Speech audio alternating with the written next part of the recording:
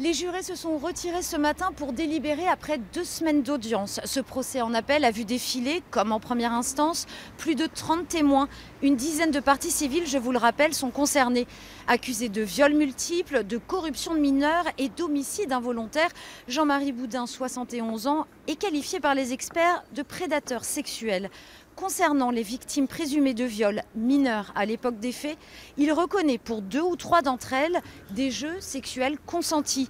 Mais pour les autres plaintes, l'accusé dénonce une théorie du complot où chacun évoque le même mode opératoire, des viols sous soumission chimique, à savoir de la cocaïne, sans en apporter la preuve, selon la défense. D'une part, vous n'avez pas de témoins, vous n'avez pas d'éléments matériels qui viennent déterminer qu'effectivement vous avez une consommation de cocaïne, que cette personne